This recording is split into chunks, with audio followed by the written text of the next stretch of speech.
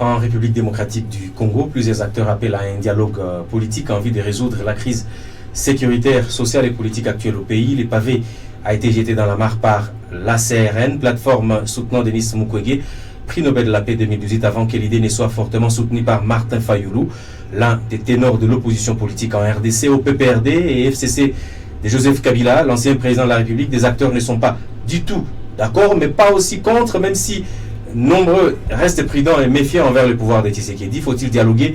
Est-ce nécessaire? Sur quoi dialoguer? Quels sont les acteurs en face? Nous en parlons dans notre nouvelle émission Dieu des opinions sur la Prunelle FM, la 100.9 à Bukavu, 100.8 à Goma, à partir de ce mercredi. Donc tout de suite, et sur ces plateaux, je dois recevoir évidemment Bernard Zagabé, acteur politique et cadre du PPRD, du FCC. Je recevrai évidemment aussi Théodore Mousseme, politologue et cadre de l'UDPS, Adrien Zawadi, politologue et acteur social, ancien président de la société civile du Sud Kivu, encore Chikuru Mudosa, secrétaire exécutif provincial de l'ECID, parti de Martin Fayulu. Vous pouvez justement nous écrire ou nous contacter sur nos pages Facebook ou nous écrire un message au 098 15 54 118, 098 15 54 118, 098 15 54 118, ou nous écrire carrément sur notre page Facebook, laprenelrdc.cd.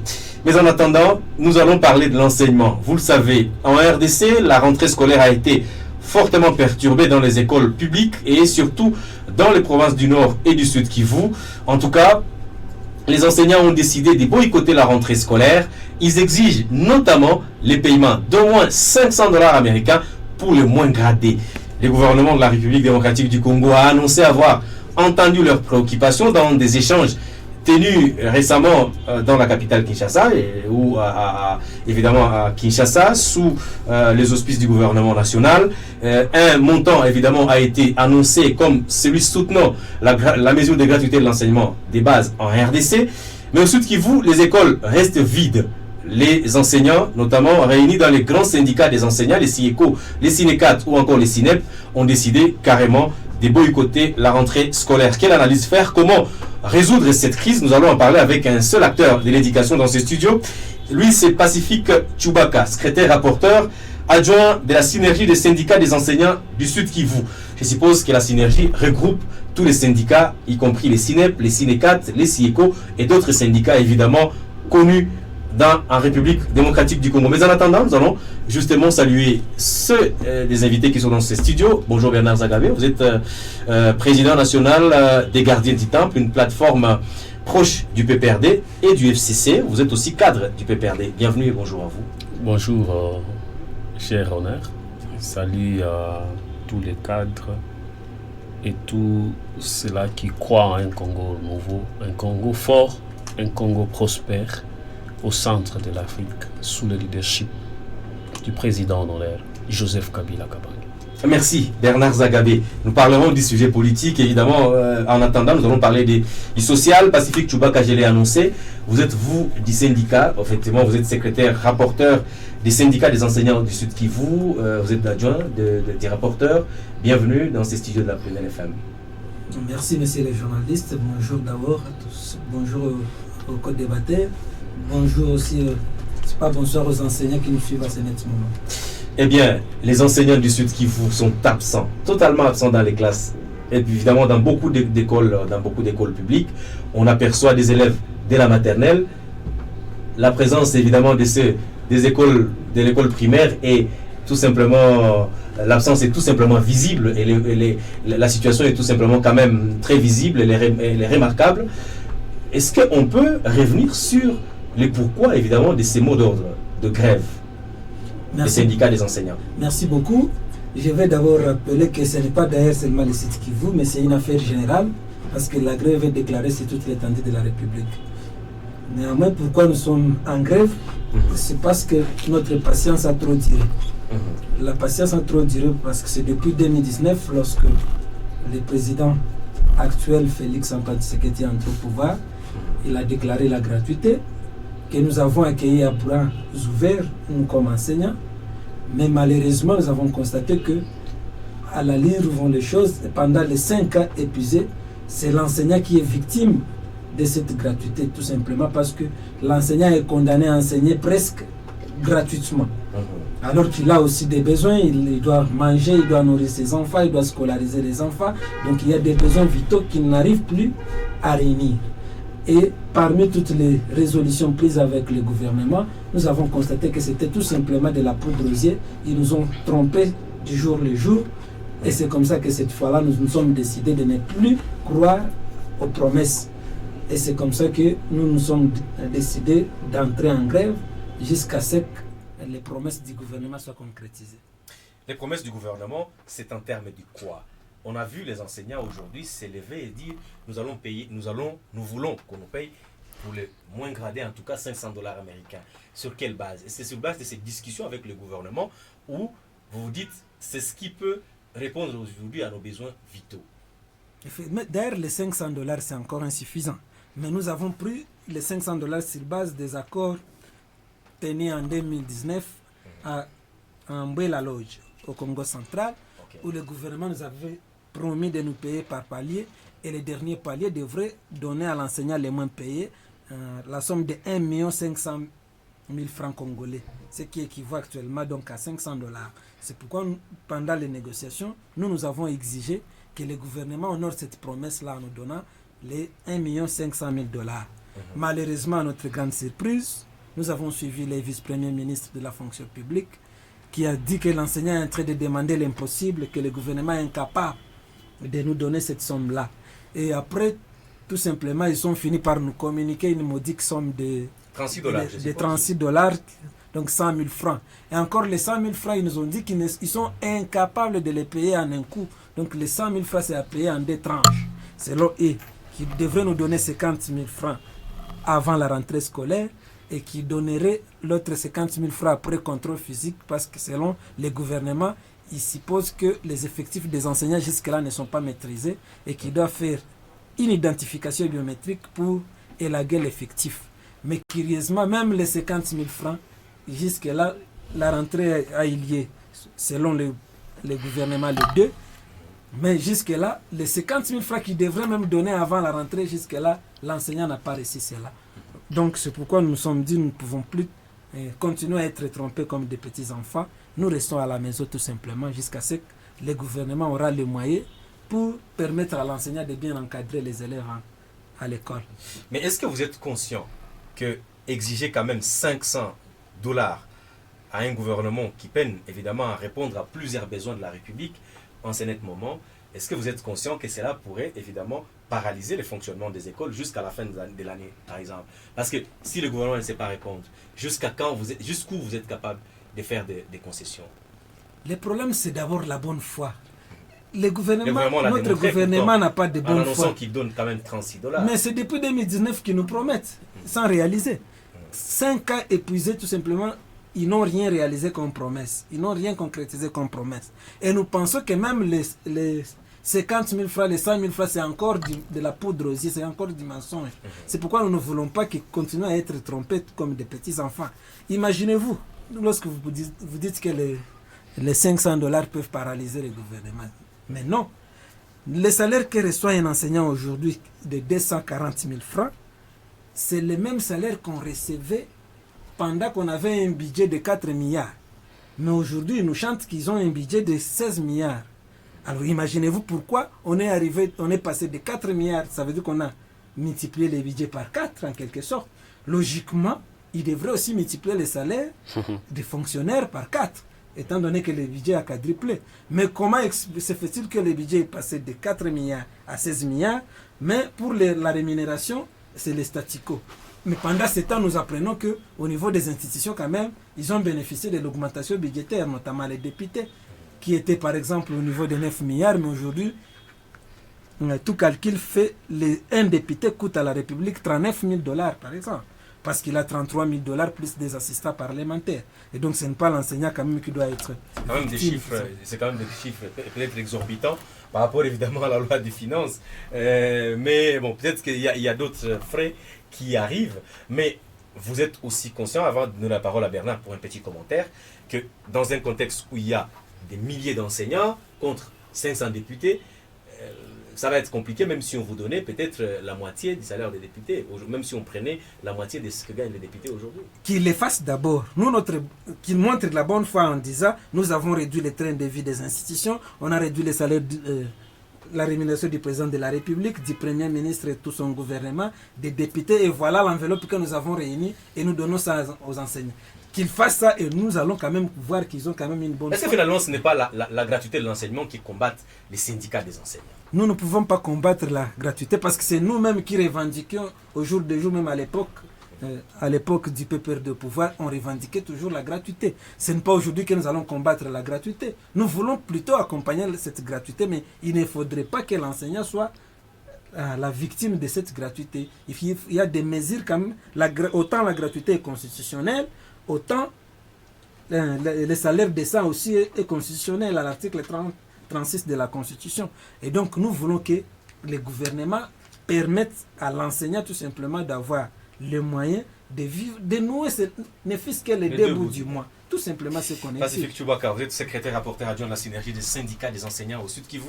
Bernard, vous avez un commentaire évidemment par rapport à ces revendications. Est-ce que finalement, ces enseignants n'ont pas trop supporté? Est-ce que finalement, ils n'ont pas trop subi les affres d'une gestion, par exemple, dépit évidemment le pouvoir de Joseph Kabila jusque sous Tshisekedi aujourd'hui, où les institutions se donnent la grande part au détriment des fonctionnaires? Vous savez, je vais demander à la Prinel d'organiser, de nous faciliter une rencontre tripartite entre les enseignants, nous les techniciens et le gestionnaire. Je suis malheureusement enseignant, mais je n'ai jamais été d'accord avec le combat des amis du syndicat. Parce qu'ils mettent du militantisme dans un débat purement technique. Ils sont tellement superficiels dans leur façon de revendiquer que moi, si j'étais au gouvernement, je ne vois pas un enseignant qui pouvait me convaincre. Et c'est pour cette raison que le gouvernement reste un peu dur envers les enseignants, parce que la manière dont nos syndicats revendiquent, c'est une revendication vide, qui n'a aucun argumentaire avec base juridique. Et moi, je me dis, vous nous parlez des arrangements. On nous a dit qu'on va nous ajouter 100 000. 100 000 sur quelle enveloppe, sur quelle base? Les arrangements entre syndicats et gouvernement existent dans le monde. Les textes, écoute, honneur, nous avons des lois, nous avons la législation, nous avons le SMIC. Le débat des salaires est tranché par les textes. Quand on parle du salaire, au Congo, on n'a pas besoin de dire, on va me donner autant. Il faut qu'on me donne 500. 500, c'est sur base de quoi qu'on va vous donner les 500? Le 500 est réparti comment? L'enveloppe de 500 est constituée de quoi et quoi et quoi? Moi, je pense au départ, on doit savoir, un enseignant de l'école primaire qui a un niveau de 6e, de diplôme d'État, il est dans quelle classe? Il est de quelle classification? Il doit toucher le salaire de base de combien? Quels sont les avantages sociaux qui lui reviennent? Combien la loi prévoit par rapport au transport, par rapport au logement, par rapport aux soins médicaux? Vous fixez les 500 sur base de quoi? C'est là que moi je ne suis pas d'accord. En ce que moi je sache, comme technicien, je sais que par rapport à notre SMIC, la moyenne pour un agent de maîtrise, c'est au moins 26 000 francs le jour. Fois 26, vous allez trouver qu'un enseignant devrait toucher, si l'État arrivait à mettre un enseignant à un niveau d'un agent de maîtrise, vous devriez toucher 676 000 francs. Quels sont les avantages qui devraient être dans votre enveloppe? Je prends l'exemple, le transport. La loi est claire là-dessus. Personne ne peut percevoir plus de 4 transports le jour. Dans la ville de Bukavu, le transport est fixé à 1000 francs. Fois 4 courses, ça vous fait 4 000. Fois 26, vous avez 104 000 francs. Le logement, vous devez prendre les 30% de votre salaire de base. Vous prenez 30% de votre salaire de base, vous avez 202 800 francs. Le tout ensemble, c'est autour de 982 800 francs. C'est qu'elles ne gagnent pas les enseignants actuellement. Non, écoutez salaire, c'est que les enseignants n'ont jamais revendiqué. Donc, dans le débat des enseignants, ils n'ont jamais d'abord revendiqué le débat de classification et le débat du respect du SMIC. Okay. Non seulement que les enseignants n'ont jamais bénéficié de ça, mais chaque mois on coupe l'argent dans l'enveloppe des enseignants pour leur sécurité sociale. Écoutez, Honneur, l'enveloppe qu'on retient pour la sécurité sociale des enseignants, c'est gardé où? On va vous parler que c'est au niveau de Saint-Sab. Oui, mais est-ce que les enseignants ont des dossiers pour le suivi de leur argent qu'ils cotisent chaque année?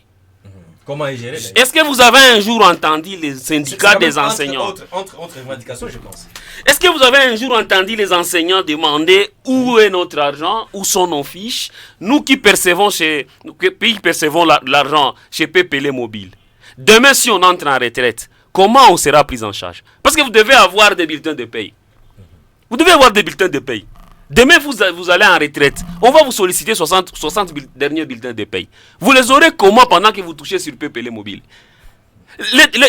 C'est une question tellement sensible que moi, je me suis toujours retenu. Et je me suis toujours dit, vous dites que non, un député touche autant. Ok, mais on va vous dire que les députés sont des personnalités politiques, ils touchent dans des budgets annexes, dans des budgets connexes. Mais quand vous dites que vous touchez 282 000 francs, l'État peut dire oui, j'accepte. Mais c'est déjà 10 886 francs par jour par enseignant. C'est au-delà du SMIC.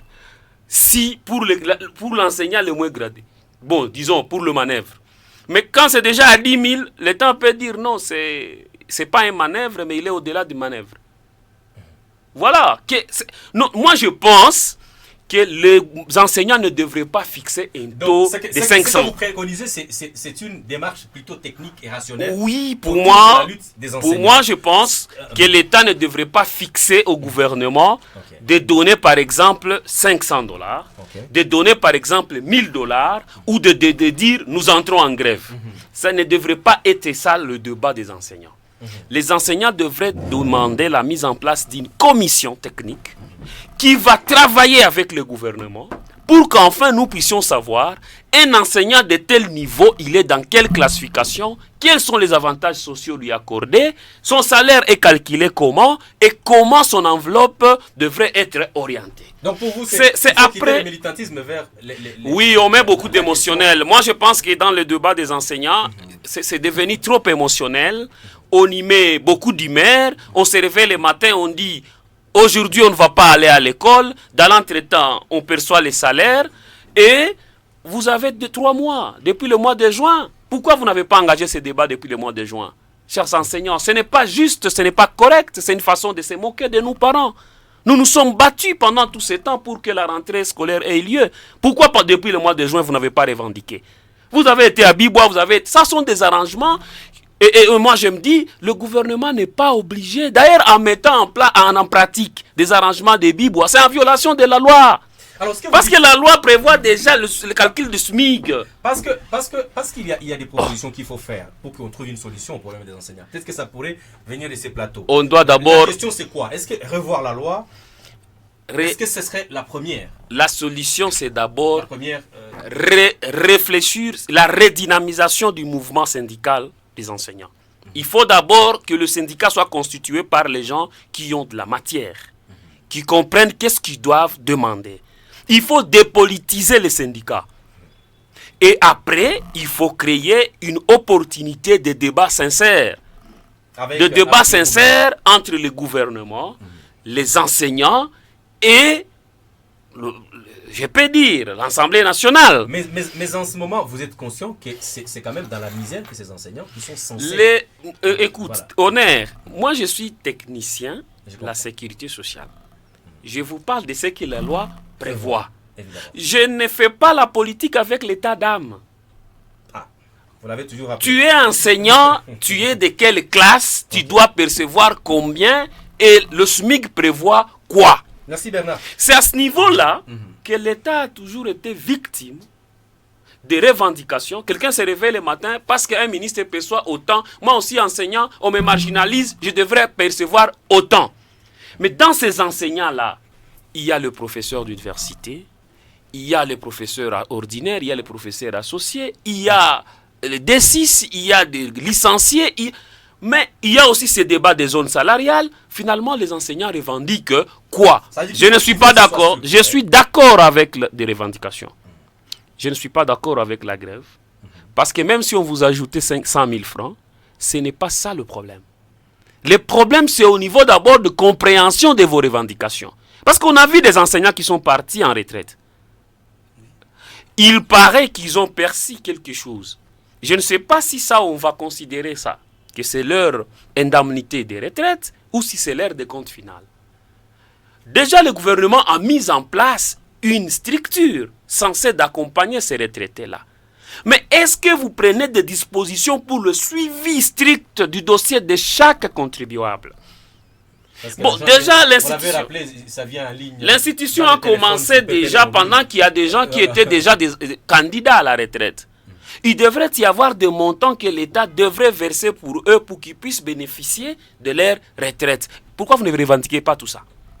Moi, je pense qu'il faut revoir la manière de revendiquer. Il faut qu'il y ait des assises entre le gouvernement, les enseignants et les techniciens en la matière. Enfin qu'on puisse, pour qu'au finish, le gouvernement puisse prendre une décision et trouver une solution durable pour les revendications des enseignants. Merci Bernard. Pacifique, est-ce que vous comprenez la préoccupation de Bernard au sujet de laisser de côté le militantisme pour une question, pour des discussions aussi techniques et rationnelles avec le gouvernement autour des revendications des enseignants? L'idée de Bernard à ce niveau-là, sur le plan technique, il a raison, mais de l'autre côté aussi, il n'a pas raison en disant qu'il n'est pas pour la grève et en qualifiant même les enseignants des militants. Nous ne sommes pas des militants. Est-ce qu'il y a pas, bon, là, on sait que les syndicats, c'est du militantisme. Les syndicats, on ne peut pas les délier cette qualité de... Par rapport à tout ce qui dit SMIG, barème salarial, nous avons même élaboré avec le gouvernement un barème. Mais ce barème n'a jamais été d'application. Je vais encore informer Bernard. Je vais informer Bernard. Je vais informer Bernard que tout ce qu'il est en train de dire, nous avons déjà mené ces revendications-là. Premièrement, l'enseignant en RDC actuellement travaille comme un journalier. Il n'est pas agent sous statut. C'est ce que nous revendiquons. D'abord, il faudrait que l'enseignant soit mis dans le régime général, comme tant d'autres, bien sûr, avec un statut particulier. Et là, le gouvernement nous a promis d'organiser une commission interministérielle pour statuer sur cette question, afin que l'enseignant ait d'abord un numéro matricule. C'est à ce moment-là que la question des barèmes pourra être discutée une fois que ce statut sera déjà régularisé. Par rapport à la SINSAP, c'est encore de l'escroquerie, tout simplement, du pouvoir en place. Non. Le pouvoir en place a mis... La SINSAP, c'est une bonne chose parce que nous devons être sécurisés socialement. C'est une bonne chose. La structure a été installée. Et que l'enseignant contribue chaque mois 10 000 francs. Mais qu'est-ce que nous constatons? Les enseignants sont en train de tomber, sont en train de mourir à l'estrade sans qu'ils n'aient jamais été retraités. Et quand on revendique auprès du gouvernement, qu'est-ce qu'ils nous disent? La SINSAP nous dit, nous ne pouvons prendre en charge que les enseignants qui sont déjà retraités. Ça veut dire qu'il faut Bien sûr. Et la SINSAP a raison à ce niveau-là, nous ne savons pas poursuivre la SINSAP. Mais que fait maintenant le gouvernement pour retraiter ces enseignants là-bas? C'est un problème. Le gouvernement est incapable de donner des indemnités de retraite à ces enseignants. Et là, ces enseignants maintenant soient pris en charge à la comment, SINSAP. E par exemple, comment on saura que ces enseignants ont été payés par l'État pour avoir, par exemple, les derniers bulletins de paye, si, par exemple, vous ne revendiquez pas que les salaires ne viennent pas, par exemple, sur PPL mobile, comme il l'a dit. C'est des questions quand même techniques. Avec la bancarisation, effectivement, on doit, parce qu'il y a un service technique au ministère de l'Éducation qu'on appelle DINACOPé, l'anciennement appelé SECOPé, qui se charge d'arranger les listings et tout. Mais logiquement, parce qu'on ne peut pas quand même décourager la bancarisation, c'est une bonne chose. Parce qu'il y a des enseignants qui sont, par exemple, à Chabunda, vous n'allez pas lui demander d'aller chercher les guichets d'une banque pour qu'on lui imprime. Il faudrait que ce service, effectivement, c'est fondé, ce que Bernard a dit, il faudrait que les SECOPé disponibilisent à chaque fin du mois les bulletins de paye aux enseignants pour que les enseignants puissent avoir quand même la traçabilité de leurs salaires et d'éviter même de retenir ces tempestives. Parce qu'avec cette allure, parce que les banques aussi en profitent et commencent à retenir Alors, ce que nous pouvons des frais rester pacifiques, au salaire des enseignants d'une manière vous êtes des désordonnée. syndicats, je le rappelle, les syndicats des enseignants au Sud Kivu. Ce que vous dites, c'est qu'il n'y aura pas de rentrée scolaire si le gouvernement ne répond pas à toutes ces revendications. Mais quelle est la plus pressante à laquelle vous dites, si le gouvernement fait ceci, nous revenons demain? Nous avons dit qu'il y a des accords qui ont été signés à Bibois au mois d'août. Okay. Et la condition pour rentrer, il faudrait que le gouvernement d'abord matérialise ces accords. Une fois que le gouvernement aura matérialisé ces accords, les enseignants vont d'abord rentrer en classe, mais le débat maintenant va se poursuivre en insérant même, parce que tout ce que disait Bernard, c'est connu de tous, et nous exigeons même aux députés, qui sont les autorités budgétaires, avec la loi des finances 2025, d'intégrer cette fois-là toutes les réalités par rapport à la rémunération de l'enseignant. Pacifique Chubaka, je vais revenir vers vous, Bernard. Juste un commentaire du parti au pouvoir. Théodore, vous êtes vous des l'UDPS, comme à l'époque du PPRD, pas à l'époque, mais comme du temps du PPRD. Eh bien, il y a eu la question de l'enseignement, ça pose toujours problème, ça c'est normal dans un État. Mais jusqu'où et pourquoi, d'ailleurs, le gouvernement ou les institutions tardent à trouver une solution définitive à la question de l'enseignement, les bases notamment? Vous savez, Honneur, je vais d'abord pouvoir dire au début que j'ai été enseignant. En effet. Je commence par là. C'est une question que je connais pour l'avoir été pendant 2 ans. J'ai enseigné pendant 2 années scolaires. En effet. Je n'ai même pas terminé ma deuxième. J'ai démissionné, je suis parti dans d'autres structures. Et déjà à l'époque, vers 2013, j'ai touché moi $175 le mois à Bukavu sous la prime. Je veux dire qu'au même moment, il y avait des collègues qui enseignaient vers certaines écoles que j'ai. Si vous autorisez, je peux citer des noms. Ils touchaient difficilement 25 et $30 par mois. Moi, j'étais dans une école, je touchais ça 75. Il y a ceux qui touchaient 25-30 $ difficilement parce qu'il n'y avait pas d'effectif. Et il y a ceux dans la même ville ici qui touchaient $400. Nous étions tous à Bukavu. Là, je ne parlais pas de l'intérieur, hein, des territoires de l'intérieur. Et dans les territoires, au même moment, il y a ces dons qu'on leur payait en nature. Parfois, c'est les haricots. Là, on cultive les haricots. Parfois, c'est les patates douces. Parfois, c'est les biraïs et consorts. Mais le comble, c'était quoi? Tout le monde dans les villages a produit les biraïs, les pommes de terre. Quand on t'amène ça, toi, tu n'as même pas découlé. Tu vas écouler ça dans tel marché. Ça, c'est ce qui existait à l'époque, évidemment. Binaosa. Mais on avait des syndicalistes. Nous, on avait Roger Matabaro. Il y a d'autres qui avaient Pierre Kabeza. Tu te rappelles de Pierre Kabeza et les autres. On s'est battu pour que l'État devienne les responsables. Parce qu'on était dans un système, je ne sais pas si Pacifique Chubak enseignait en ce moment-là, où quand tu es enseignant, tu frappes un enfant. Son père a le droit, sa mère a le droit de venir le lendemain. Ok. Quelle que soit la faute de l'enfant, si la personne paye bien les frais scolaires, cet enfant reste à l'école. Déjà qu'il ne faut pas frapper les enfants. Non, écoutez, nous avions grandi comme ça, ce n'est pas Bernard qui peut me contredire. Quand même, que quand nous on allait à l'école, quand il y a des choses qui n'allaient pas, on nous disciplinait. Et jusqu'à, tu vois, ce sont ce qu'on appelle les mimétismes. Chez les Bazungu, chez les Bazungu, ne dis pas ça. Chez les Bazungu, pour eux, ils appellent ça torture. Ouais. C'est comme ça même la pratique des blaisailles a pris fin.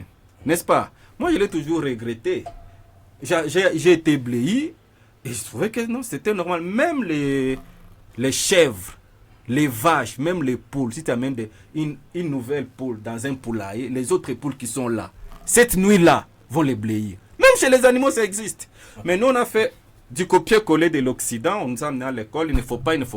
Ok. Ça, il faudrait qu'on évalue plus tard. Voilà. Est-ce que sur le plan de la discipline, ça donnait ou non? Alors, ce que je disais, on était dans une période où les élèves, où les parents étaient les boss. C'était des enfants rois, des enfants reines. Tout ce que, comme enseignant, tu devrais faire, tu dois tenir compte de cela. Et pourquoi j'ai laissé d'enseigner, moi, à mon époque?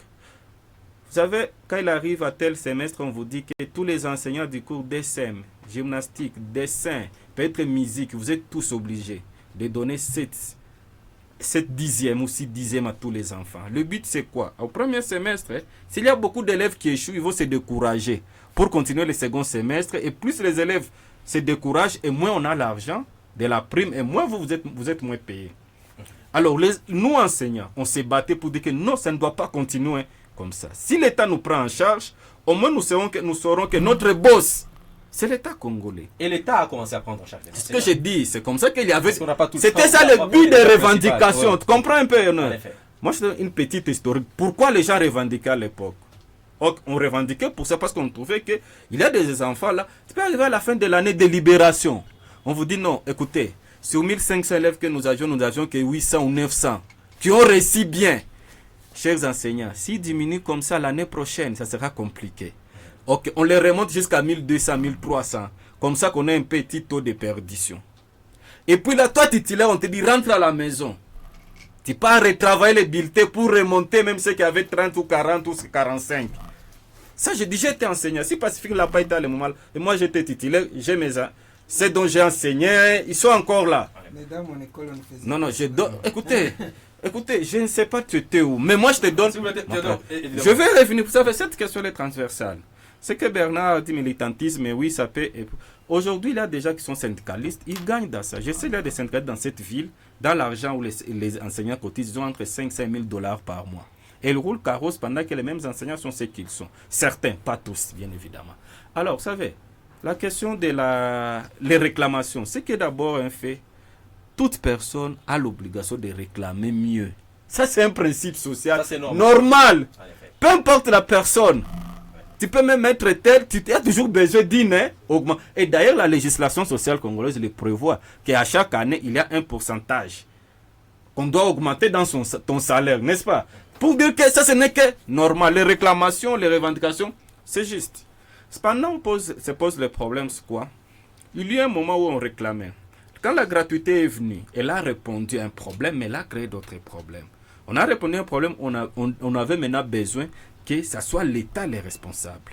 Mais l'argent qui a été proposé par l'État a créé des frustrés. Ok, il y a eu des mécontents et des contents. Ceux qui étaient dans les territoires, qui ne recevaient pas l'argent par mois, on leur payait en nature difficilement. Pour eux, ils se réjouissent. Ils se réjouissent, ils disent que non, au moins... Ils sont en grève. Non, écoutez, mon ami. Tu parlais, je me suis tué. Est-ce que par rapport à leur niveau de vie, n'a-t-on pas répondu? Parce qu'ils n'avaient pas ça. Ils sont en grève parce qu'il y a un syndicat à Bukavu qui a décidé. Et ceux qui ont décidé sont à Bukavu. Parce que ceux qui ont décidé, c'est ceux qui enseignaient dans telle école avec $400, en allant jusqu'à moins de $100 ou $150. C'est un manque à gagner pour lui. Mais il y a des écoles dans cette ville de Bukavu dont j'étais les noms, qui avaient 25 et $30. Pacifique, je peux le souffler ça après. Et pendant que moi j'avais ça $75 dans une autre école, il y avait ce que ça. Il y a des écoles à Kinshasa qui avaient $800. Il y a des écoles où les enseignants bénéficient. Ce que vous dites, pourquoi ça n'avance? Non, ce qui n'avance pas, c'est quoi? Il y a le premier problème, c'est d'abord la maîtrise des effectifs. Tu sais, aujourd'hui, quand tu pars dans les villages, dans les territoires, il n'y a plus presque, même à Bukavu, il y a moins d'écoles privées qu'il y en a il y a 6 ans, 7 ans. Parce que tout ce qui était comme école privée dans les territoires où toutes ces personnes-là, vu le niveau de vie des parents, tous sont partis dans des écoles officielles. Maintenant, ils ont fait des COP. Pour déclarer ces écoles-là, certains sont devenus des écoles officielles. Ce qui n'est pas aussi mauvais. Alors, il y a d'abord un premier problème d'effectifs. Dans nous, il y avait la catégorie des enseignants payés et des enseignants non payés. Non matriculés. Et ceux qui étaient non matriculés n'étaient pas payés. Aujourd'hui, il y a ceux qui sont là, sont des non payés. Alors, la première des choses, c'est qu'il faut que ces effectifs-là, qui ont commencé de 400, aujourd'hui à 700 000 enseignants. Aujourd'hui, on a plus de 700 000 enseignants. Payés par l'État congolais. 700 000 enseignants. Et quand tu prends la revendication, on dit que 700 000 fois $500, ça fait au moins 350 millions de dollars les mois. Par an, c'est 4 milliards 200. 4 milliards 200 de dollars. Oui, c'est ce que je dis. Ça fait entre 25 et 30% presque. Donc tout ça, c'est une planification sur 16 milliards. Il a dit que c'est sur 16 milliards. Or, lui, je sais, il connaît parce que c'est un enseignant que le budget, c'est un tableau prévisionnel des recettes et des dépenses. Et quand on dresse un budget, on commence par la partie dépenses et non par la partie recettes. Et tu es d'ailleurs un gestionnaire, tu gères ta radio et tout ce que tu sais. Tu sais quand tu fais tes budgets annuels. Et tu sais qu'à la fin de l'année, tu peux toujours gagner. Mais c'est toujours un idéal d'atteindre et au besoin de dépasser ce dont on a prévu. Donc, ce que vous Ça peut... dites, en Alors, clair, pour parce dire que ceci. nous allons prendre le sujet principal, on a Ok. traité sur Non, cette question. le sujet des enseignants est plus important. Oui, il est important. Mais Les nous questions allons la vraiment- politique, on peut même en parler un Non, autre non, jour. là, les enseignants Alors, vont prendre l'autre jour les sujets. pourquoi les enseignants pendant qu'ils sont en grève? Pour Et qu'ils puis soient- bon, voilà, je on va saute pour dire que au Finistère, poser une question pour est-ce qu'ils vont reprendre? En effet. C'est la pratique, c'est que nous avions observé durant les 5-6 dernières années. Quand l'argent, on les paie entre les 15 ou les 20 et les 25. Quand ils vont voir la date s'approcher, il faut rentrer avec les mêmes 50 000 francs. Je donne ma main à couper. Avec la même augmentation, parce que le gouvernement vous a promis de payer jusqu'à 100 000 à partir d'octobre, et j'ai appris. Je t'assure, ils demandent $500 ou rien. Je te promets, je vais venir ici, les 30. Vous allez annoncer Avant les qu'ils sont 30. revenus à l'école. Je vais, ils vont, quand ils vont voir. Et ça c'est toujours le peuple d'abord. Hein. Écoutez, ça ça, c'était c'est- là. ça, c'est le côté Écoutez, politique. ça c'est le côté politique. Si tu fais politique, ok. Mais quand je t'ai trouvé intervenir dans un premier temps, tu es intervenu comme spécialiste, technicien, comme technicien, et ça j'ai adoré. Si tu veux qu'on entre dans nos vieilles habitudes. Non, il n'y a pas de souci. D'ailleurs, ça me manque. Moi, avec toi. non, il n'y a pas de souci, mais Alors, c'est qui pour est. dire ceci, ils vont revenir. Oui. Et puis j'ai posé à une école, mais pourquoi vous, quand les autres grèves, vous n'y allez pas? Dit non, Théodore, le problème c'est quoi? Nous savons qu'il faut aussi revenir. Il y a des écoles qui commencent chaque année, quel que soit le mouvement de la grève, parce que nous allons enseigner pendant 2 semaines. Et ils seront encore à la maison. Mais quand ils vont revenir, avec, dans la prévision des matières, avec un retard de 2 semaines. Alors, est-ce qu'ils auront le temps de se rattraper pendant qu'ils vont faire d'autres grèves par la suite? Parce que maintenant, là, ils vont aller. Et puis, à un moment donné, ils vont encore gréver. J'étais enseignant, je sais l'état d'esprit. Merci. Alors, pour dire que quand on est enseignant, c'est ça. Tout le monde d'abord a le droit de réclamer une augmentation auprès de son employeur, ce qui est normal. Mais mettez ça dans la fourchette du possible. Et quand vous le faites, ne faites pas en fonction de vous seul. Ok? Faites pas ça en fonction de vous seul. Qui n'est Faites pas ça aussi en dans fonction de la ceux qui globalité. sont Parce ailleurs. qu'il y a eu Merci un de moment où, moi qui avais ça $75, je ne grévais pas parce qu'un enseignant où ils ont 50 élèves dans une école avec $30. Je ne me grévais pas. Pour finir ce débat, Tu vois un peu. Pacifique, avant Donc, que je ne donne vais la pas parole. parler de la fini. cupidité, Ah, mais oui, bon, c'est vrai. je vais Ah, dire oui, quand c'est même, ceux qui sont en ville, c'est ceux qui sont en ville, ceux qui gagnaient beaucoup, c'est eux qui sont à la base. Et ceux qui gagnaient peu, bon. Voilà. Pour eux, c'est un motif Évidemment, de satisfaction. Avant que Pacifique ne clôture ces débats, Bernard, un commentaire, un petit commentaire. 5 petits mots. Ouais. Je vais déconseiller à mon ami, mon compagnon d'élite, mon ami Théodore. Je vais conseiller à Théodore de cesser avec l'arrogance quand on est au pouvoir. Nécessaire avec quoi? Nous avons pris ces L'arrogance enseignants à la... conduite, au pouvoir. Non, nous avons pris les revendications de ces enseignants à la légère pendant un temps. Ça nous a coûté ce que ça nous a coûté. Et je sais. Non, il faut prendre ça au sérieux. C'est-à-dire, quand tu étais enseignant, tu connais ce que tu touchais. Et aujourd'hui, au pouvoir, tu connais ce que tu touches. C'est-à-dire, il faut prendre les revendications de ces enseignants au sérieux. 2, je pense que les enseignants devraient aussi intégrer l'aspect de l'indexation de leur salaire. Parce qu'un enseignant qui touche aujourd'hui 282 000 francs, il revendique 100 000. Ça fait 82 000. C'est moins de $110. Donc, jusque-là, tu es locataire, tu dois faire nourrir les enfants et tout, c'est toujours rien. Mais si on devrait intégrer l'aspect d'indexation, c'est-à-dire chaque fois quand le dollar monte, directement, automatiquement, on ajuste. Le salaire, ça pouvait résoudre au moins ou satisfaire le problème des enseignants. 3, je ne suis pas d'accord de la manière dont les revendications des syndicalistes actuellement ça se passe. J'ai dit qu'il faut dépolitiser ces débats. Le débat des salaires ne devrait pas être politisé. Il ne faut pas faire des revendications dans la vision de résoudre au quotidien les problèmes et le lendemain vous laisser à côté. Moi, je pense qu'il y a besoin d'un débat franc entre les enseignants et les gestionnaires et les techniciens. C'est un débat purement technique. Et comme c'est un débat purement technique, nous devons rentrer dans la vision. Où est-ce que l'argent va sortir? C'est un autre débat. Le gestionnaire finira par dire est-ce que le gouvernement est capable ou pas. Mais d'abord, notre enseignant est de quelle classification? Quels sont les avantages? Il y a un élément important. On voit quand même aussi que beaucoup d'écoles ici font payer la prime, comme d'habitude. Et bien évidemment, avec juste une spécificité qu'il y a plus. Non, je ne voulais pas rentrer dans. Mes minutes sont consommées. Hein. C'est un complément pour Mes minutes sont consommées. Moi, mon problème, j'étais en train de vouloir savoir où militer, où solliciter. Nous devons savoir finalement l'enveloppe salariale de l'enseignant est constituée de quoi et quoi et quoi.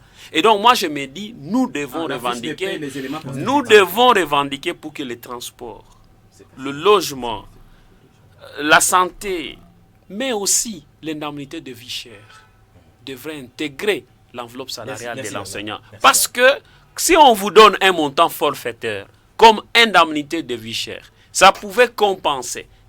Là où il y a des perturbations du taux, ça pouvait... C'est qui crée les zones salariales. Non, c'est pas ça qui c'est pas ça qui crée des zones salariales. Pourquoi? Parce que des zones salariales, il faut le rappeler, qui n'ont pas commencé aujourd'hui. Non, parce qu'il faut dans un pays où la loi exécutoire au même moment et partout, on ne devrait pas créer des zones salariales parce que un enseignant de Bunyakiri, il est sous l'exécution de la même loi qu'un enseignant qui se trouve à Gombe. Et donc, le fait seulement de traiter ces enseignants différemment, c'est une violation flagrante de la Constitution. Et ce n'est pas avec l'IDPES que vous pouvez aujourd'hui, dans le souci de vouloir justifier une crise de gouvernance, ou ne peut pas vouloir aujourd'hui continuer à soutenir ce genre d'agissement. J'ai fini en disant, en sollicitant aux enseignants de rentrer d'abord à l'école. Moi, je pense que le débat est tellement profond et le débat ne devrait pas être... Il faut que ce soit vraiment sur... En tout cas, moi, je sollicite l'accompagnement de la Prinel dans ce débat. Il ne faut pas vous minimiser. Dans ce débat, je sollicite l'accompagnement de la Prinel pour que nous, acteurs politiques, là, je prends les gouvernements, le Parlement, les enseignants, la société civile, mettons-nous ensemble, réfléchissons dans un climat détendu, mettez de côté vos débats là de bibois qui sont des arrangements et pour moi, on ne peut pas traiter le salaire de quelqu'un par des arrangements parce que la loi a déjà tranché. La loi a déjà tranché par rapport aux questions de salaire. Pacifique, tu vois, quand vous avez été chargé et tout ça, non, on n'a pas chargé, déchargé. Est-ce que vous pourriez conclure évidemment ce débat? Qu'est-ce que vous pensez pouvoir trouver comme solution avant? Parce que les enfants ont le droit de retourner à l'école, au banc de l'école. Que faut-il faire maintenant et urgemment? Je conclue en faisant d'abord mieux ce que venait de dire Bernard par rapport à la solution durable. Mais en attendant, la condition pour rentrer est simple. Que le gouvernement manifeste sa bonne foi en respectant ce que nous venions de signer avec, avec les banques gouvernementales donc, au niveau des bibois. C'est tout simplement ça. C'est ça la condition pour rentrer. Le reste des débats, ça va poursuivre. Mais tant que le gouvernement n'a pas respecté... Et vous êtes conscient que c'est en intégralité, ce qui signifie... Ce n'est plus 1 500 000 que le gouvernement a signé. C'est d'abord ce que nous exigeons pour rentrer, c'est les 100 000, l'octroi des numéros matricules aux enseignants, les statuts particuliers, les débats sur la SENSAP. Une fois que le gouvernement aura réalisé tout cela, là nous pouvons garantir au moins, tant soit peu, la rentrée, tout en approfondissant le débat par rapport aux idées que venait de donner Bernard Pacifique Chubaka, secrétaire rapporteur adjoint de la CNH. Et là, j'aimais Bernard, non pas Bernard, mais Théodore. En tout cas, nous n'allons pas rentrer, tant que le gouvernement. Merci beaucoup. Dans une négociation, on ne gagne pas les taux au même moment. Si hier, ils ont gagné ça, le lendemain, ça va être progressif. Croire que à une seule négociation, à une seule rencontre de livres, on peut tout gagner, non. S'ils peuvent d'abord gagner 100 000, demain vont se battre encore, que ce soit 200 000, la SENSAP, les autres aspects, oui. Mais un aspect que moi, je voulais compléter, poser la question, pourquoi les enseignants du primaire et ceux du secondaire sont dans la même revendication? Pourtant, ceux des secondaires vont bénéficier d'un arrêté, on va encore leur donner une partie de la prime. Mais là, ils ne se rappellent pas des autres primaires. Je n'ai jamais compris ça, justement. Vous comprenez? Au primaire, c'est 100% gratuité. C'est constitutionnel. Je ne refuse pas. Mais vous avez le même salaire. On sait qui paye. Mais vous avez le même salaire. Mais vous bénéficiez encore, Mais c'est que donc c'est donc ils n'ont pas le même diplôme. Non, c'est peut-être que c'est ils n'ont pas les mêmes diplômes, c'est qu'ils n'ont pas la même classification. Et je pense que c'est le débat diplômés qu'il faut que dans le cours de dessin au secondaire. Ils ont décidé de s'y rabattre. C'est un débat technique. Alors il y a beaucoup de débats. Voilà. Alors par rapport à la vie chère, vous avez dit que moi quand j'étais dans l'enseignement, j'occupais une fonction à Bukavu et j'avais quelqu'un qui occupait la même fonction à Kinshasa, mais on n'avait pas le même salaire. Et ça, c'est discriminatoire, c'est un violent. C'est la vie chère. C'est-à-dire quoi? Quand tu vis à Kinshasa, on sait que quand tu vis là-bas, le coût de la vie n'est pas le même. Ça ne devrait pas être comme ça. Le coût de la vie, c'est qu'il a dit là, qui a Bukavu, n'est pas le même. Honneur, vous êtes, Théodore, vous êtes dans les entreprises, vous êtes dans les entreprises partout en République, vous avez le même salaire. On laisse politique et comme on va y revenir. On vous attend. Nous allons organiser un débat avec au sommaire ou au sujet avec le même sujet, les seuls sujets. En tout cas, la question des enseignants, peut-être réfléchir d'une manière calme, posée, pour pouvoir nous dire quelles peuvent être les solutions pour que les enseignants, enfin, puissent donner les cours sans un appui provincial. Par exemple. Voilà. Merci beaucoup. Par rapport à l'appui provincial, il y a les projets dédiés que nous avons confectionnés et endossés par les honorables les Fungulo et Kali. Est-ce que cette question, est-ce que la question des salaires des enseignants est décentralisée? Donc les 30, oui, c'est une matière concurrente. C'est une matière concurrente. Tout simplement, je conclue en demandant aux camarades enseignants de rester déterminés, de rester fermes, de rester à la maison, mais aussi nous évitons les parents à toujours garder les enfants jusqu'au moment où nous allons trouver solution aux problèmes que nous revendiquons. Merci beaucoup. Nous y reviendrons avec autant la question a beaucoup de facettes. On le reconnaît tous ici sur la table, les syndicalistes et ces acteurs politiques présents. Espérons évidemment que nous allons dépassionner ces débats prochainement et pouvoir trouver des propositions concrètes à amener à l'État ou chez l'État congolais. Merci, mesdames, messieurs. Nous poursuivons avec duel des opinions sur la Prunelle FM. On l'a dit, en République démocratique du Congo, plusieurs acteurs politiques appellent à un dialogue en vue de résoudre la crise sécuritaire, sociale et politique actuelle au pays. La proposition est venue d'abord du regroupement ACRN, plateforme soutenant ou proche de Denis Mukwege, prix Nobel la paix 2018, avant que l'idée ne soit soutenue par Martin Fayulu, l'un des principaux leaders de l'opposition en République démocratique du Congo, au PPRD, chez Joseph Kabila, et au FCC, en tout cas, pas encore de commentaires, alors que chez Ensemble pour la République, on pense que dialoguer entre frères ne poserait pas problème. Faut-il dialoguer? Pourquoi? Avec qui? Et pour résoudre quoi?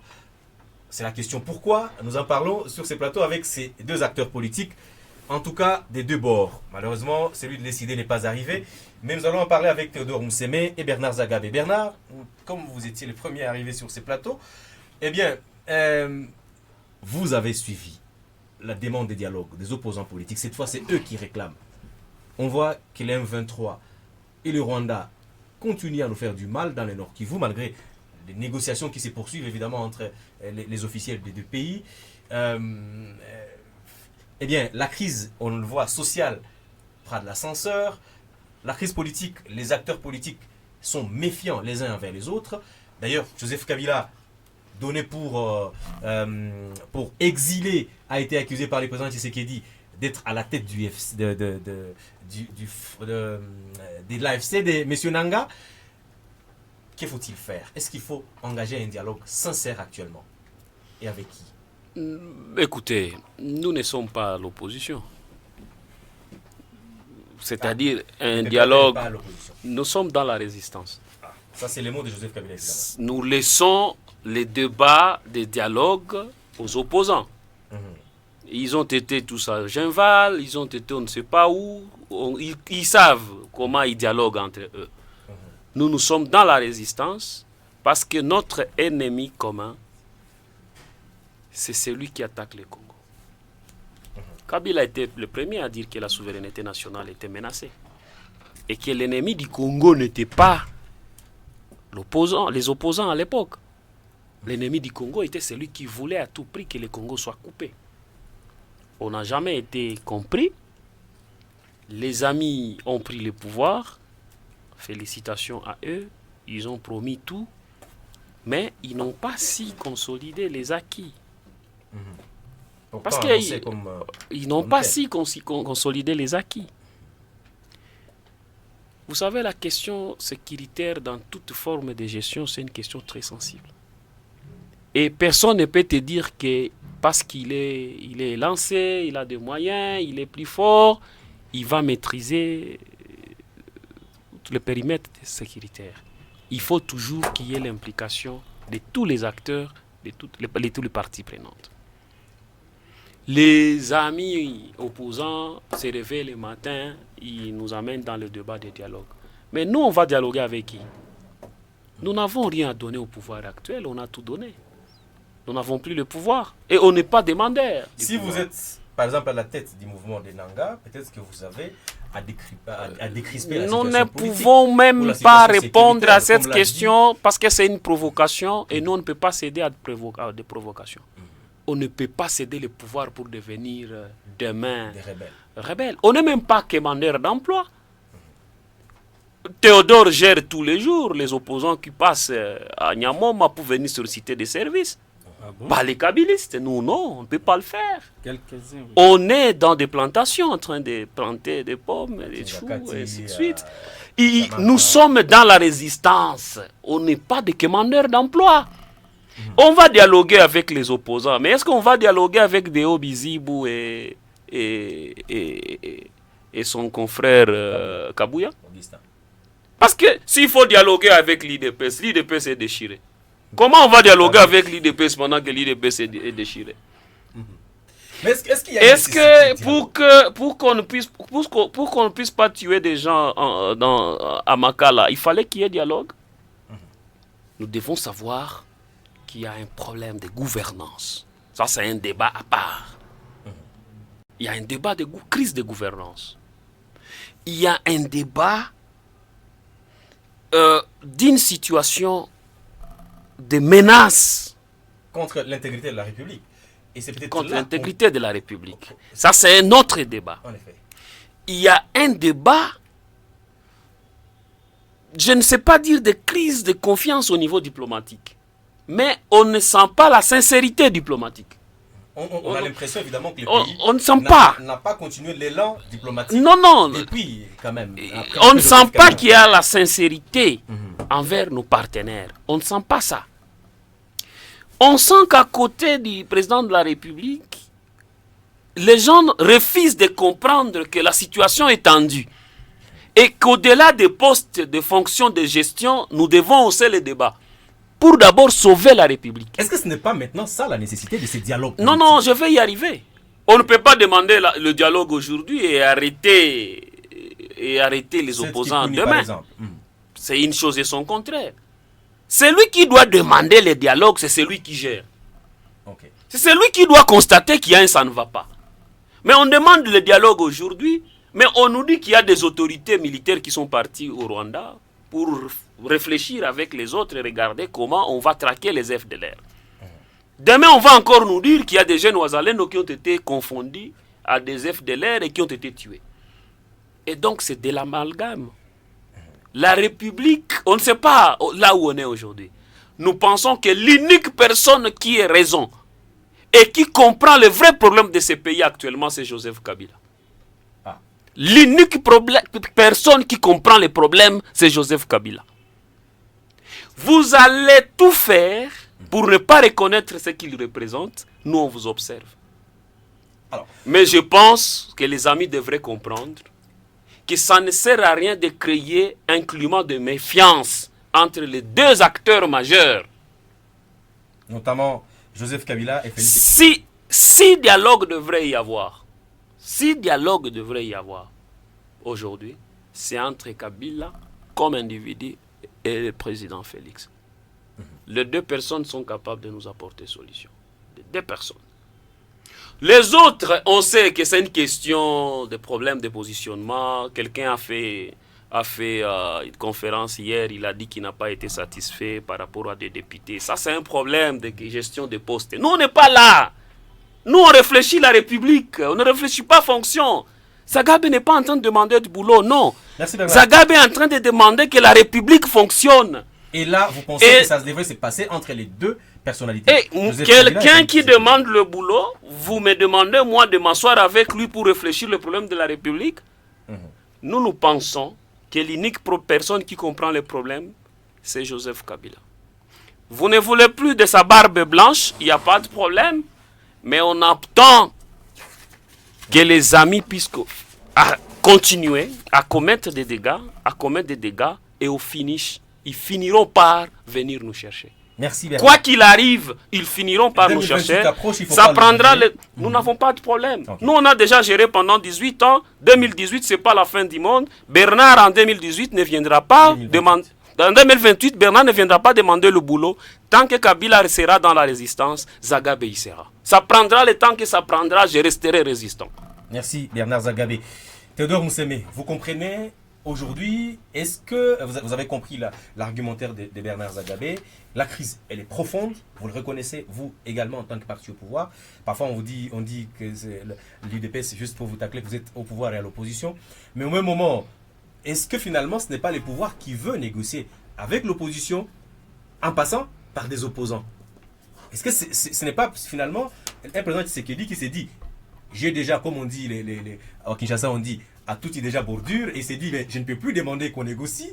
Il faut, parce qu'à un certain moment, il dit, je ne négocie pas avec les opposants parce que tous, ils ont déjà, celui-ci ne reconnaît pas, celui-ci, je ne sais pas, il y a des mots parfois qu'il a utilisés très durs contre certains opposants. Est-ce que finalement, il ne se dit pas, il faut que ça passe par des gens, des voix autres que celles que je représente pour pouvoir demander une certaine négociation entre acteurs à l'interne?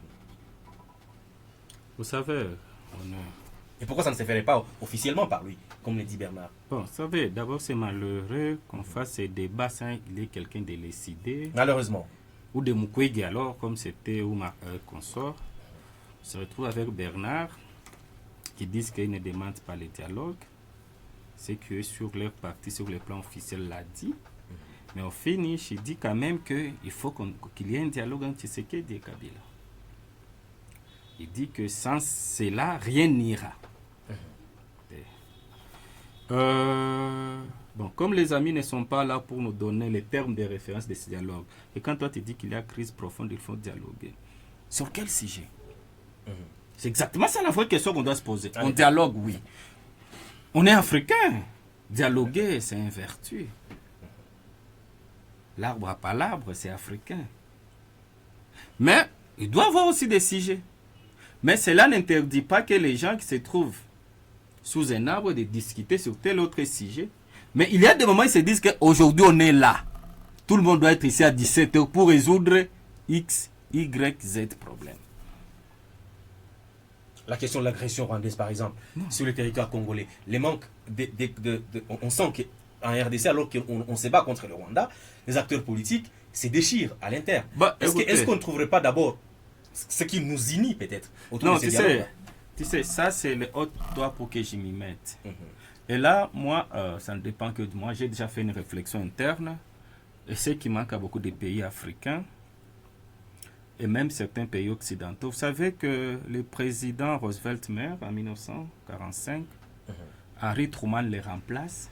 C'est quand Truman le remplace qu'il apprend que l'Amérique avait déjà la bombe atomique. Il était vice-président des États-Unis. Voilà. Il n'était même pas informé. Lui comme vice-président. Et qu'est-ce que Truman va dire? Il va dire, écoutez, la situation dont je viens hériter pendant une période de guerre, il se rend compte, en dépit qu'il était vice-président, il était tellement sous-informé. Il va instituer ce qu'ils appellent des briefings sécuritaires. D'abord, qu'avec celui qui devient son vice-président par la suite, un briefing sécuritaire. Même si tu ne gères pas, et plus tard, il va dire que dès le moment que les deux partis, les partis importants, ont leur dernier candidat, comme aujourd'hui on a Trump comme Harris, on vous invite chaque semaine ou chaque mois. Les services de renseignement vous donnent un briefing sécuritaire. Donc des informations vitales pour la sécurité. Pour dire quand tu fais ta campagne, que tu saches déjà au départ que tel aspect-là, la guerre que là, les pays fait, par exemple en Irak, voilà, c'est donc. Donc, une fois que tu arrives, tu es président. Et après ça, il va prolonger. Dire qu'on vote en novembre, le 4, le premier mardi de novembre, mais l'investiture, c'est au 20 janvier. Au-delà du fait, quand tu passes encore On te laisse encore un temps où tu apprends. Donc, une fois que tu arrives au pouvoir, tu n'as pas d'esquisse. Tu vois un peu, tu arrives après 6 mois. Ça ne s'est pas passé sous... Non, c'est ce que j'ai dit. C'est ce que j'ai dit. Quand tu arrives, tu n'as pas d'excuses. Tu arrives, bien sûr, mais tu sais d'abord ce dont tu vas toucher.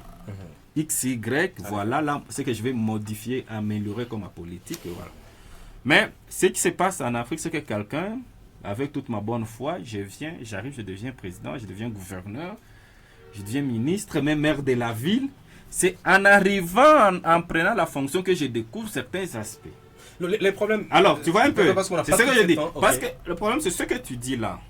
Tous ceux qui disent là, hein, Martin Fayulu peut dire ça, Mukwege peut dire ça, tel peut dire ça. Ils ont raison, ils n'ont pas raison. Ils ont raison parce qu'ils sont à l'extérieur. Et certaines choses qui dénotent de la sécurité interne, toutes les informations, ce sont des grandes personnes, ils peuvent trouver des bribes d'informations à gauche, à droite, ils ressemblent, il fait son analyse en fonction des petites informations collectées à gauche, à droite, et il peut y réfléchir. Mais au finish, il ne connaît pas les gros. Alors, pour dire d'abord une chose, c'est que on est dans une situation où, et Bernard l'a dit, on a un Kabila qui a fait 18 ans au pouvoir. Nous sommes conscients qu'après avoir passé 18 ans dans une entreprise, dans une organisation, tu la connais mieux que celui qui en a déjà fait 5 ans, ou 4 ans, ou 3 ans. Là, c'est sûr. Parce que tu as connu beaucoup de problèmes. Et surtout que nous faisons face à un problème qui est récurrent. Qui a existé, et que Kabila a amené d'abord. Ok, il connaît pour l'avoir d'abord amené, AFDL, RCD, tout jusqu'à aujourd'hui. Ok, parce que ce sont les conséquences de l'AFDL, du RCD, du CNDP, qu'on sort. Alors, maintenant, nous dire que c'est Kabila qui... sans Kabila, ça ne passe pas. Bon, c'est comme...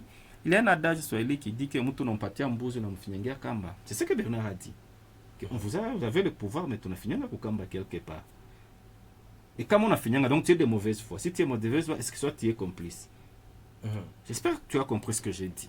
Alors, c'est qu'en ce moment précis, nous, IDPS, on n'a pas intérêt d'appeler un dialogue sous un format clair, nous dialoguons sur ce sujet. Mais nous avions intérêt de dire que si nous pensons que Bernard, ou Honneur, a des éléments, des informations sensibles pour la sécurité des pays, et que si je le vois, je le consulte, on parle, il peut me donner certaines informations. Bernard pourquoi le président Tshisekedi Parce que moi, je suis là. rompu le dialogue avec son prédécesseur. Comment, par exemple, on peut prendre le pouvoir et décider de rompre les dialogues avec son prédécesseur en sachant que c'est quand même un pays à multiples défis, à multiples problèmes? Non, ce n'est pas rompre les dialogues. Ça fait... Quand quelqu'un vient après vous, tu ne dois pas le prendre comme un gamin, comme un patin. Non, c'est ce qui a révolté. Je deviens président, ne me prends pas pour un patin, pour un garçon de course à toi. C'est ce que Kabila a fait de nous pendant les 2 premières années. Alors, c'est de là où la fissure est partie. Parce que nous étions là, on croyait, on travaille de bonne foi. Nous tous là, c'est notre pays commun, et puis on doit travailler pour son émergence. Mais quand tu regardes les agissements des uns des autres, tu dis non. Voilà ce qui a conduit à là où nous sommes arrivés. Alors, mais moi, je pense, Honneur, tu es là et que tu apprends. Tu es journaliste de ton état, ou Bernard, tel que je le connais, de son état là, il apprend quelque chose qui pourrait nuire à la sécurité. S'il ne peut pas se confier à moi, il se confiera à quelqu'un d'autre pour qu'on trouve une solution. Si jamais il sait ce qu'il a vu, et il a des éléments pour que ce soit démantelé. Et si toi tu le connais, tu ne le fais pas, donc soit tu es complice. La question, on a vu quand même un Kabila qui, même avec une opposition farouche, ouvrir des espaces de dialogue. On voit aujourd'hui dans le pays... Non. Kabila n'a ouvert des espaces de dialogue quand il était en difficulté. Mais il a quand même ouvert des espaces de dialogue. Mais Félix est en difficulté. Non. Et la difficulté de Kabila, laisse-moi. Mais Félix est en difficulté, il n'y a pas de débat là-dessus. Non. Mais vous êtes en Angola pour y faire quoi? Mais écoutez, vous avez été où avant nous? Mais vous êtes en Angola. On trouve il y a un problème. Parce qu'il y a un sérieux problème, vous êtes en Angola. Quelle était la difficulté de Félix? Et quelle est la difficulté de Kabila? Kabila était dans la difficulté parce qu'il était en période de glissement. Kabila n'a pas hérité un pays. Il y a eu le dialogue avant le glissement. Par rapport Kabila a toujours dialogué. Non. Quand on pense qu'on arrive à la fin du glissement, c'est là où on a commencé à faire le dialogue. Kabila a toujours dialogué. Les 3 dialogues faits sous Kabila, le premier il est fait quelque temps à la veille du fin du délai constitutionnel 2016, où c'est en ce moment-là où il intègre encore les Azarias et consorts. Ok. Le deuxième, ce sont les dialogues de la cité de l'Union africaine. Là, on est déjà en 2017. Ok. Et le troisième, c'est toujours en fin 2000. Non. 2016 plutôt. Alors, en 2016. en fait, ce sont les accords, les dialogues de Saint-Sylvestre. Et ce qui est aussi bizarre, c'est quoi? La pratique, c'est que depuis 1960, quand il y a dialogue entre le pouvoir et l'opposition, ça aboutit toujours au partage des postes. Est-ce que c'est ce que les amis veulent? Si c'est ce qu'ils veulent, qu'ils le disent clairement. Mais est-ce que bon, Bernard a dit qu'ils ne veulent pas ça. La question, la question c'est celle-ci. On a les mêmes. Peut-être les difficultés, c'était par rapport à la fin du mandat. Oui. Mais aujourd'hui, on voit que la situation sécuritaire à l'Est. On n'est pas en fin de mandat, nous. Et dans une situation, il y a eu des fins de mandat. Il y a eu, avant le renouvellement du mandat du président, il y a eu quand même des situations où on pouvait se dire, dialoguons pour organiser de bonnes élections. Dialoguons pour faire ceci. Dialoguons pour faire ceci. Pourquoi cela ne s'est jamais fait? Pourquoi on a l'impression que, sur le plan est-ce que l'UDPS veut nous conduire dans cette situation où, par exemple, jusqu'à la fin, on va se dire, maintenant on a créé une situation de tension, des tensions ingérables au pays. Et maintenant on peut dialoguer pour pouvoir aussi... Non, quelle tension ingérable? Quelle tension? Kabila a organisé des dialogues parce qu'il avait dit qu'il n'était pas techniquement à organiser prêt le pays. Vu certains aspects, on n'était pas prêt techniquement à organiser les élections en décembre 2016. 2016, oui, je me rappelle. Décembre 2016. Ok, c'est pour cette raison qu'on est parti dialoguer. D'accord? Ni t'étais cela, ce dialogue n'aurait pas eu lieu. S'il y a eu un problème de crise, oui. Mais est-ce que si on organise aujourd'hui les dialogues, ok, ça fait ce que Mukwege, Kabila, Fayulu, Katumbi ou tel, l'un devient ministre des Affaires étrangères, parce que c'est ça le rapport maintenant. L'autre devient ministre de Défense, l'autre devient ministre par exemple des Finances, parce que qui dit guerre dit argent, dit la diplomatie et dit les troupes. Voilà, n'est-ce pas? C'est tout. Les trois aspects importants. Ou ministre de l'Intérieur aussi. Parce qu'on a besoin de l'argent, il faut un ministre des Finances. Ok. On a besoin d'une diplomatie. Est-ce que finalement on ne peut pas dialoguer sans pouvoir écoutez, c'est voilà pourquoi ceux qui demandent le dialogue, voilà, c'est eux qui devraient nous partager les termes de référence. On dialogue pourquoi? Pour qu'à l'issue de ce que vous nous dites de ce dialogue, ce n'est pas important de dialoguer à l'heure actuelle. Non, écoutez, on dialogue que quand vous avez des termes de référence. Par rapport à la situation, mais il est important de parler. Sécuritaire. J'ai suivi le président dire que non, je vais Mukwege recevoir telle personne. Il a donné ses avis. À travers les personnes que Mukwege a reçues, il a donné ses avis par exemple sur le Fonarev. Ok, ses avis à la fin de la réunion, ils ont envoyé. Bon, lui, il a émis telle proposition. Nous trouvons que ça c'est fondé, ce n'est pas fondé, ce qu'on peut amender. C'est un dialogue direct ou indirect. Merci. Alors, c'est que les acteurs politiques congolais doivent se parler. Se parler, c'est différent d'être autour d'une table pour dialoguer autour d'une question.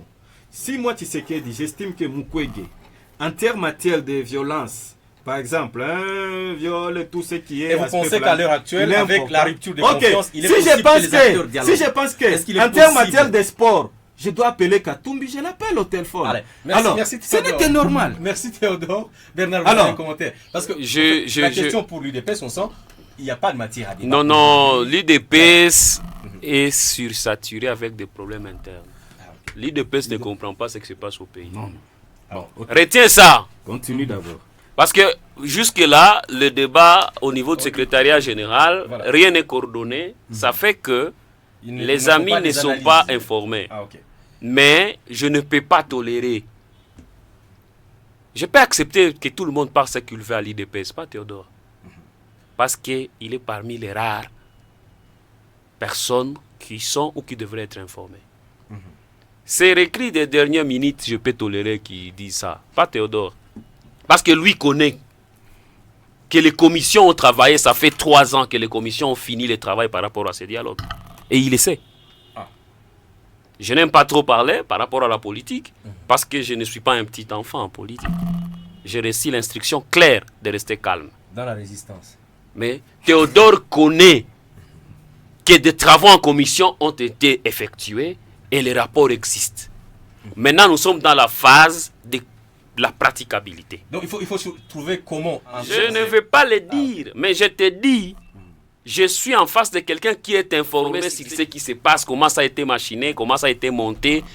On va introduire comment pour chuter comment, afin que le dialogue ait lieu. Nous ne sommes pas demandeurs de dialogue. Mais nous pensons que vous ne pouvez pas quand même minimiser les va-et-vient diplomatiques qu'on observe à Panzi. Que nous le voulions ou pas, vous ne pouvez pas être plus informé sur ce pays plus que Mukwege. Ça ne lui a pas coûté 50 000 C'est Bernard qui le dit. Moi, j'ai parlé mieux que toi ce genre de choses sur ces plateaux. C'est-à-dire, écoute, Théodore, moi et toi, chez Sven, c'est la Prunelle, on a eu des émissions. Écoute, j'ai été au pouvoir, j'ai été plus arrogant que toi. Mais ça ne nous a pas permis de conserver le pouvoir. Ne négligez pas de va-et-vient diplomatique parce que on n'a pas vu quelqu'un d'autre dans ces pays plus approché par le salon diplomatique que Mukwege. C'est-à-dire, quand il vous dit qu'il veut dialoguer, c'est-à-dire il a des informations que vous n'avez pas. Il faut l'écouter. C'est-à-dire il a des informations que vous n'avez pas. Et que c'est dans une salle qu'il va les dire. Voilà pourquoi le président Tshisekedi est mal entouré.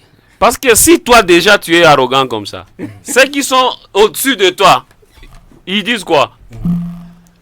Mais vous savez, doit-on dialoguer, Bernard? Moi je ne suis pas moi je vous dis, vous dialoguerez avec tout le monde. Mais pour nous vous avons tout donné, là, on n'a pas besoin de dialoguer parce que ce que vous voulez conserver aujourd'hui, nous avons déjà cédé ça. 098. Si vous êtes 15, des hommes, 54, 118, nous vous attendons. 15, nous vous attendons en 2018, 28. Donnez aussi l'étendard. C'est ce jour-là que je vous respecterai. On va le faire avec un élu de l'IDPS. On se prépare pour ça. Moi, je ne suis pas là. Moi, je vous dis, nous vous avons montré la grandeur. Nous avons donné l'étendard. C'est-à-dire, voilà que vous n'avez même pas besoin des élections. Vous avez seulement besoin d'un élu de l'IDPS. Nous, on a monté la grandeur, on a donné à un opposant. C'est-à-dire, il faut être comme nous. Alors, Bernard Zagabé. Il faut être comme nous. Mais vous avez aussi un candidat qui était Chadal. Ce qui compte pour nous, c'est le pays. C'est pas le pouvoir. On a dépassé ces stades. Le dialogue, c'est bon.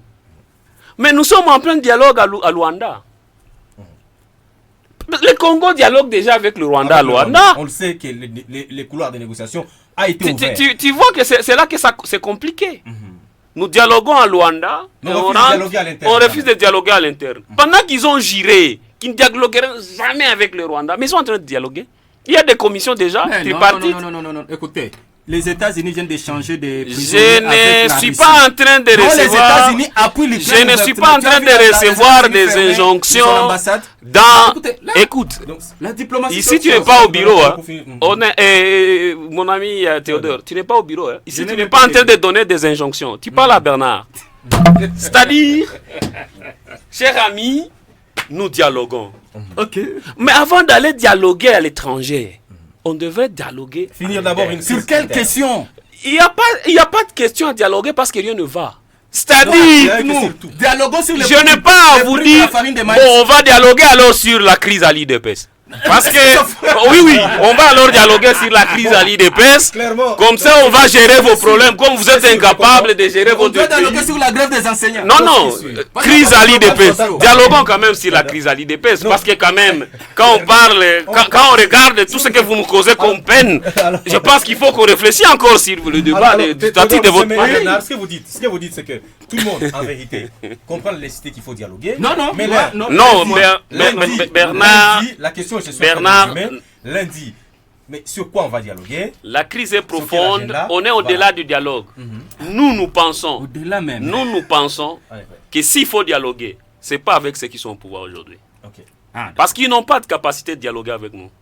Ok, attendez alors. Si on dialoguera, le moment va venir où on va dialoguer. Et là, ça va vous prendre. Mais ce n'est pas avec eux. Parce qu'ils ont montré des limites. Ils ont montré des limites. Et nous pensons que le moment venu, on dialoguera avec... Finalement, ces débats n'illustrent pas la situation de tension entre acteurs politiques en RDC. Il n'y a pas de débat, c'est connu. C'est connu. Et qui, finalement, c'est connu. Qui peuvent avoir un impact sérieux sur la cohésion nationale et sur, notamment, la suite à donner à toutes ces crises, notamment sécuritaires, à l'est du pays. Écoutez, la question sécuritaire peut avoir... C'est un problème. Dans notre pays, on est conscient. On est conscient, on l'a hérité, on gère de la façon dont nous pouvons. D'accord? Avec les éléments de notre possession. Nous avions évolué sur certains aspects. Il y a d'autres aspects, il reste encore beaucoup de choses à faire, ce qui est vrai. Et il y a d'autres où nous savons comment nous progressons. C'est un aspect. Alors, je ne vois pas que venir qu'un président de la République ou un ministre de l'Intérieur ou n'importe qui vient dans une réunion, caméra, tout dit, même un huis clos, on ne sait pas qui est qui. Alors, mais je peux voir un monsieur comme Kabila, par exemple. Ok, Katumbi. Papa Bemba Fayou nous dit que, monsieur le président, j'ai appris ça, attention à tel endroit. C'est par expérience ou bien par mes informateurs. Ah, ok. Si l'un d'eux, le président, veut dire, ok, est-ce qu'on peut se voir pour en parler de vive voix? Ils peuvent se voir toujours. Et parler de vive voix. Que ce soit une visite officielle ou non officielle. Ce n'est pas pour rien en français, il existe le concept de visite officielle et non officielle. Écoutez, ce que Bernard dit des commissions, oui. Les PPRD de Joseph Kabila ne voudraient pas qu'on aille aux élections de 2023 il y a eu des commissions. Et ce dialogue-là, pour eux, il exigeait la tenue des élections de 2023 par un dialogue qui doit d'abord aboutir à un partage des pouvoirs. Et nous, on s'est posé la même question. On est au premier mandat. On s'est dit qu'on est en mesure d'organiser les élections à telle date, respectant les délais constitutionnels. Un dialogue sur quoi? Et eux, ils nous ont fait pression en boycottant les élections. Ils savaient que, à ne pas envoyer leurs militants postulés, c'était une pression. Comment on pouvait faire une élection sans le PPRD? Ils croyaient que c'était impossible de le faire. Ça a été tenu. Parce que quand quelqu'un te dit je vais dialoguer, ok, tu l'écoutes, non? Moi, j'envoie. De mon côté, j'envoie Bernard. Si je vous écoute. Écoutez, de l'autre côté, on envoie Théodore. Les deux personnes se rencontrent. Bon, on dit qu'il faut qu'on dialogue. Ok, on dialogue sur quoi? Mais quand moi je reviens chez moi, non, c'est pas là ce qu'il propose comme dialogue. Mais est-ce qu'on a ces problèmes? Alors, ce que vous dites, c'est que des dialogues peuvent se tenir entre des personnalités, mais vous dites, bon, pas dans une salle. C'est ce que je dis, écoutez. Conversation ou dialogue, il faut que ça devrait se prendre quelle forme? Parce que non, tu vois, les conversations, les problèmes. Il faut d'abord quand même avoir ce climat de confiance entre acteurs pour que finalement on puisse converser. Parce qu'on sent que le président, même lui, est dans l'extrême. Il l'a même dit. Mais avec Kabila, lui-même d'ailleurs, il est à AFC, il a dit Katumbi et ceci. Finalement, qui va pouvoir décrisper la situation politique pour que ces conversations arrivent? Non, vous savez... Il s'agit de ça d'abord, en ce moment. Non, ces conversations sont là. Et quand ils ont dit là, ils parlent de commission, oui, Kabila a envoyé des gens. Tshisekedi aussi a envoyé des gens. Bon, il veut nous voir pour qu'on dialogue avant les élections. Ok. Mais quand on a entendu ce qu'ils ont à nous dire, ce qu'ils ont à nous proposer, qui ne correspondait à aucun problème de la... Fait quoi? Ah, vous allez laisser. C'est ça. Mais le problème, c'est parler. La seule chose la plus importante, il faut que les gens continuent à se parler, à s'écouter. Et quand vous trouvez qu'il y a un problème sérieux qui nécessite de vous voir, vous pouvez voir à 2 ou à 3. Ok, et vous réglez le problème selon tel que vous l'avez perçu. Mais dites qu'aujourd'hui... a-t-il initié une rencontre pour, par exemple, rencontrer... Non, écoutez, Tshisekedi, c'est le président de la République. Mais oui, il est là. Quelqu'un peut poser des problèmes. Un Mukwege peut se réveiller le matin et lui dire que, écoutez, avec le problème des enseignants là, j'ai une proposition de loi qui pourrait nous aider, par exemple, de prendre 100 francs, 1000 francs sur une bière. Et puis, je voulais qu'on se rencontre pour qu'on en discute. Mais pourquoi il peut refuser? Alors, on sent mais quand elle amène sa proposition, et puis tu sais avec ça, vite l'élément, c'est bon, bien. C'est que vous craignez à l'UDPS, c'est que vous risquez de partager le pouvoir. Mais si nous voulions bien, si c'est ce qu'eux veulent, qu'ils le disent. Que nous voulons dialoguer pour que nos candidats aussi se retrouvent avec une petite santé financière à la veille des élections de 2020. La conclusion, s'il vous plaît. Non, la conclusion, je comprends que Théodore a la santé financière aujourd'hui au-delà de l'intelligence humaine. Et il nous demande si nous voulons aussi avoir un peu d'argent. Écoutez. Mais tu en as beaucoup que moi, Bernard. Non. Non, tu en as beaucoup que moi. Moi, je suis... Et ça, je te le concède. Je suis au service de la République. Je ne suis pas au service... Et moi, je suis au service de Je ne sais pas. Il revient à toi. Moi, je suis au service de la République. Tu as beaucoup d'argent que moi, Bernard. Si la République me récompense... Je n'ai même pas un centime de... Moi, le problème, c'est-à-dire quoi? Le président Félix a dit qu'il a souhaité se remettre auprès de prélats catholiques. S'ils estiment qu'il faut dialoguer, il était disposé. Mais toi, tu dis que ce n'est pas important. C'est un danger en politique. Si on ne suit pas ce qui se passe au quotidien. Le dialogue risque d'avoir lieu pendant que, il est dans les dénis. Juste à la sortie d'ici, vous risquez d'être informé que le débat avance sur ce terrain-là. Parce que quand nous regardons la manière dont vous traquez les opposants, et quand nous regardons comment Fayoulou est à l'aise, il y a de quoi se poser de questions. Non. Quand on regarde comment aujourd'hui Fayoulou est soutenu par les bases de l'IDPS, il y a de quoi se poser de questions sur la ligne d'attaque aujourd'hui de Fayoulou. Quand on regarde le nombre de morts qu'il y a eu, soi-disant des cadavres qu'on devrait enterrer à Goma, Théodore, là où on enterre 200 personnes, il n'y a pas eu une journée de deuil. Donc vous êtes heureux en voyant les gens être en train d'être enterrés comme des mouches. Ça ne dit rien. L'essentiel que vous ayez le pouvoir.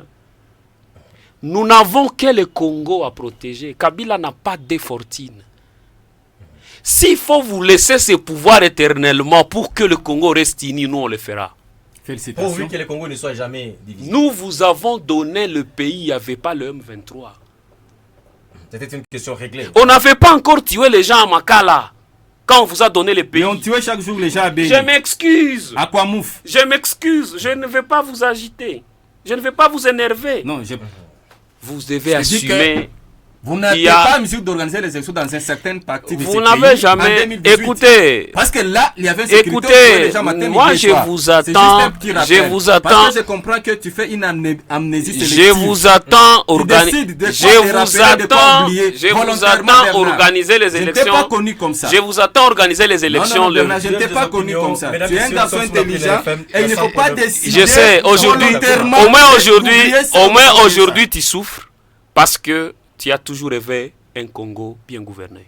Tout à fait. Tu nous parles qu'il y a un moment, vous avez organisé les élections sans nous. Écoute, mais nous étions les premiers à organiser les élections sans Tshisekedi. Oui, et nous, on s'en Et non, vous n'avez pas de leçons à nous faire là-dessus. Alors, écoute, s'il y a un parti qui ne vous gêne pas, s'il y a un parti qui ne vous gêne pas par rapport au pouvoir, c'est le PPRD. Écoute, mais la seule chose que moi je sais, c'est que le président est en difficulté.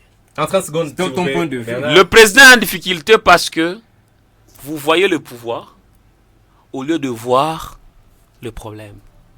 La gestion du pouvoir, c'est aussi le problème. Non, c'est ce qui met un président en difficulté parce qu'il a des problèmes à résoudre. Vous savez, le fait seulement que le parti, le fait seulement que le président manque un parti qui peut l'accompagner. Déjà, vous mettez le président en difficulté. Bahati demande sa part. Ce n'est pas vous qu'on appelait Marcel. Non, écoutez, moi je suis en train de circonscrire l'environnement.